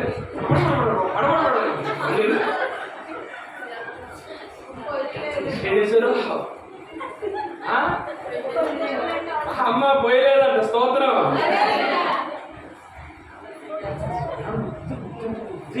ఉప్పు వేసిన పొయ్యిలో అలాగే పట్టపట్టమని పేలుతుంది, ఉప్పు వేసినా పేలుతుంది. కొంతమంది గుడ్డ తీసుకుంటారంట, ఆ ఏరియాలో అయినా నూనెలో ముంచుతారు, అయినా ఎడమ గుడి పైన ఎడమ గుడి ఎడమ దేవుడు ఎలా కాలుతాడో సైతాన్లకి అలా తిప్పుతూ ఉంటారు, తిప్పుతాడు ఇరుగుతూ ఉంటారు. కాలుతున్నప్పుడు చూడాలి,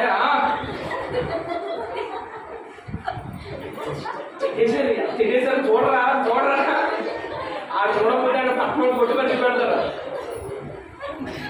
అన్నింటినీ చంపింది, కానీ చిన్నది చంపలేదు. అని గుర్తుపెట్టుకోండి, దేవుడికి కోపం పుట్టించేది ఏదన్నా ఉందంటే మొట్టమొదటి విగ్రహారాధన, దానికి సంబంధించిన ఆచారాలు.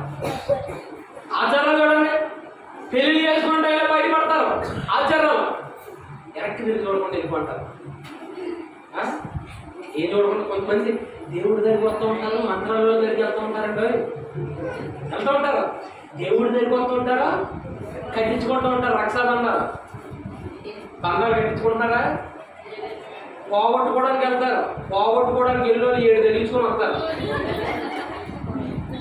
అక్కడ పోగొట్టే పని ఉండదు. అక్కడ అన్ని పోగొడతారు. పోగొట్టి నేను ఎక్కడికి వెళ్ళి అక్కడే ఉంటాయి.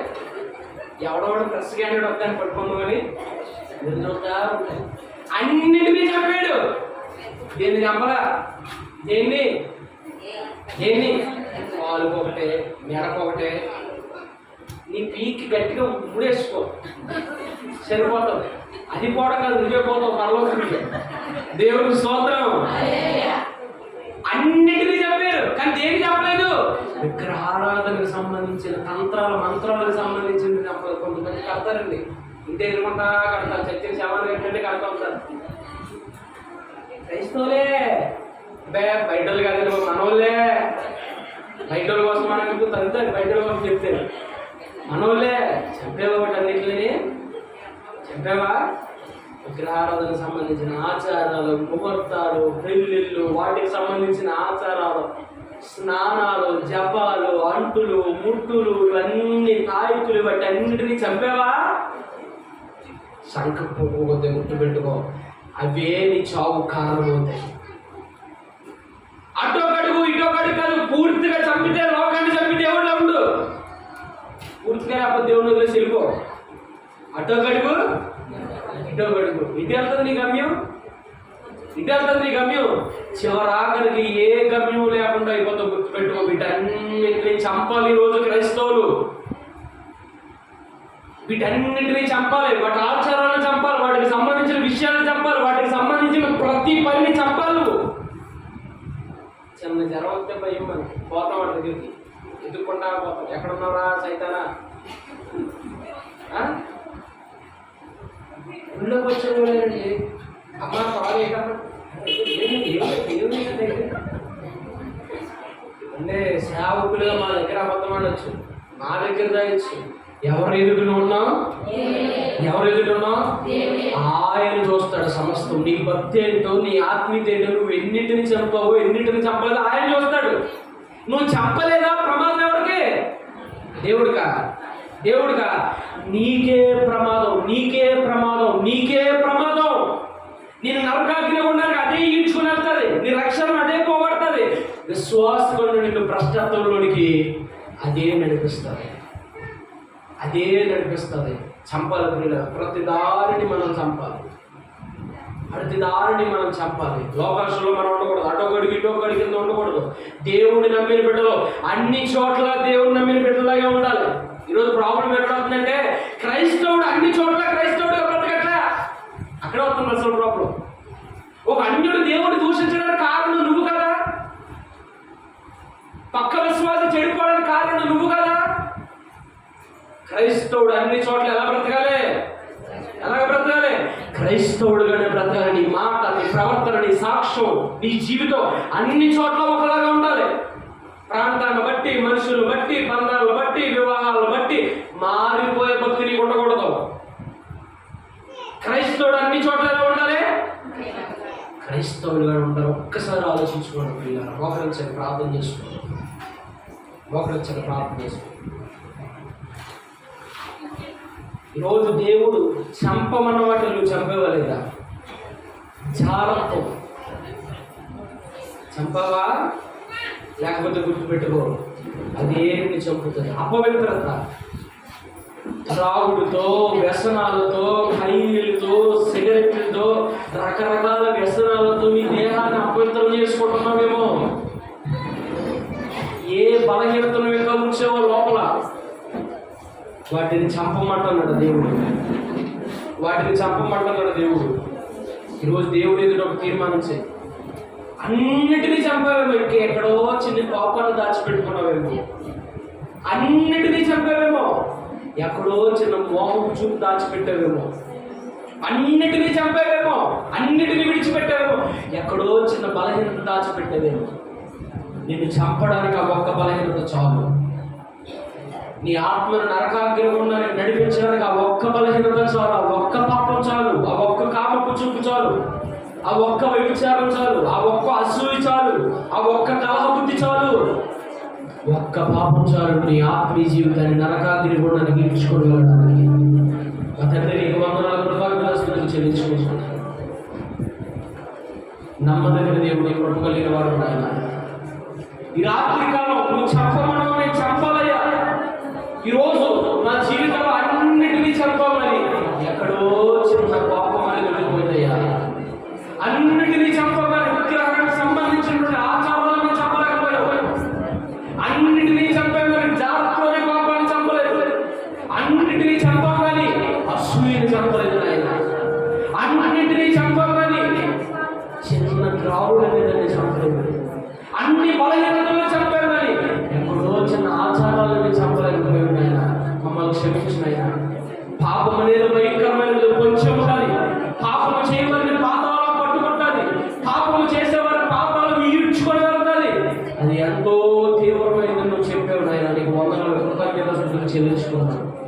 ఈరోజు మాలో దాగున్న ప్రతి పాపాన్ని మేము చంపుతున్నాం ఆయన. ఒక మంచి తీర్మానం చేద్దాం ప్రియులారా, ఒక మంచి తీర్మానం చేద్దాం. నీలో ఏ బలహీనత ఉందో ఆ బలహీనత ఇదిగో దేవుని సన్నిధిలో విడిచిపెట్టు. దేవుని సన్నిధిలో విడిచిపెట్టు. మా తండ్రి నీకు వందనాలు, కృతజ్ఞతలు చెల్లించుకుంటున్నాను.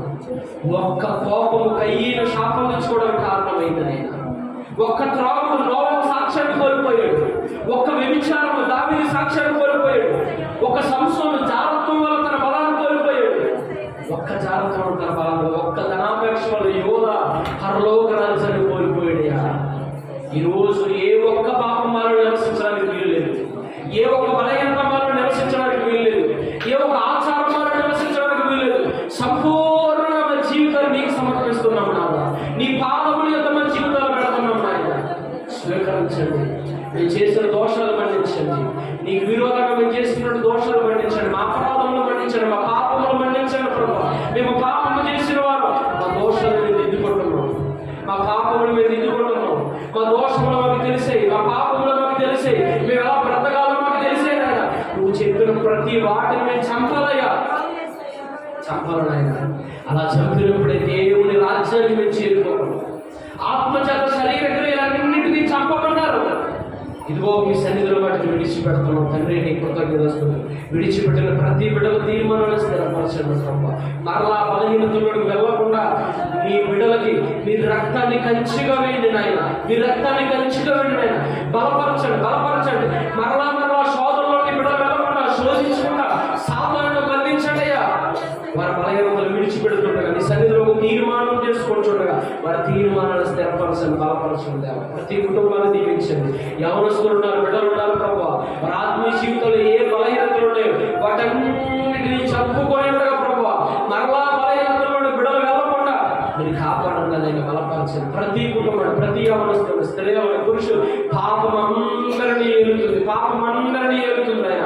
మీ బిడ్డలందరినీ విడిపించండి. మీ రాజ్యాన్ని వారసులుగా చేయండి ఆయన. ఎంతమంది బిడ్డలు అయితే ప్రాంతంలో ఏకీపిస్తారు, వారి కుటుంబాన్ని దీవించండి. వారి బిడ్డలు చేస్తున్నారు, వారు చేస్తున్న వ్యాపారం వాళ్ళన్నింటినీ ఆశీర్వదించండి. ఈ మాటలు బిడ్డల హృదయంలో 30 100 60 100 ఫలించులు కాకనైనా. నీ కృపని బిడ్డలకు తోడుగా నిలుచులు కాకనైనా. మీ దీవెన బిడ్డలకు తోడుగా నడిపించులు కాకనైనా. సహాయం దయచేయండి, బాధపరచండి, స్థిరపరచండి. ఈ మాటలు బిడ్డల హృదయాలను ఫలింపజేసి మీరే నడిపించి మహిమ ఘనత ప్రభావాలు పొందుకోవాలి. ప్రభావం ఇచ్చిన బిడ్డలందరినీ, వారి కుటుంబాలన్నింటినీ ప్రభావం మీరు దీవించండి, ఆశీర్వదించండి.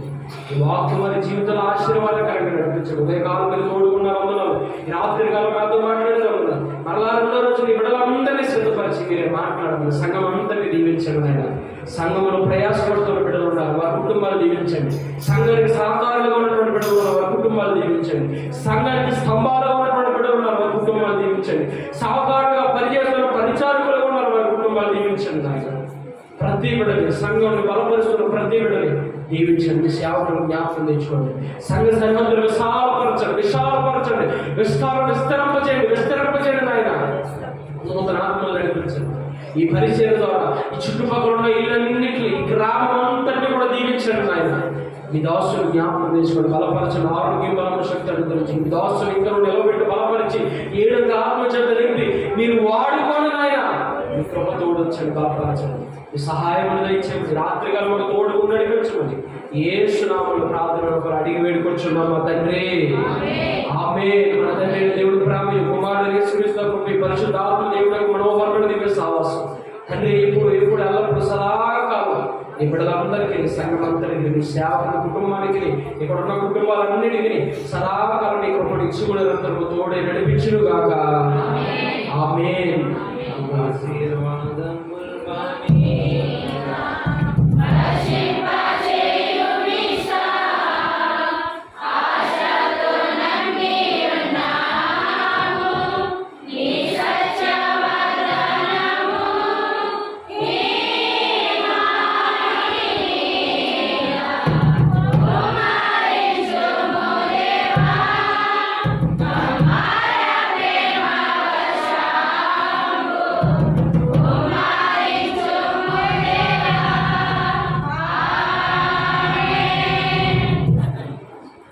ఉండాలండి. అలాగే రేపు ఉదయం కూడా మరి ఉపవాస ప్రార్థన ఉంది కాబట్టి 10 గంటలుగా ప్రారంభించబడుతుంది. మరి ఈరోజు చాలా లేట్గా వచ్చారు, గమనించి త్వరగా రావడానికి ప్రయత్నించండి. అలాగే సోదరు మాట్లాడింది ఉదయం మాట్లాడింది, కొంతమంది రాలేదు, అది వీడియో తీసాం.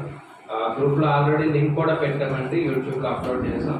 ఒకసారి మీరు ఉదయం వినాలి అనుకుంటే, ఉదయం చెప్పిన మెసేజ్ వినాలనుకుంటే మీరు మళ్ళీ వినొచ్చు.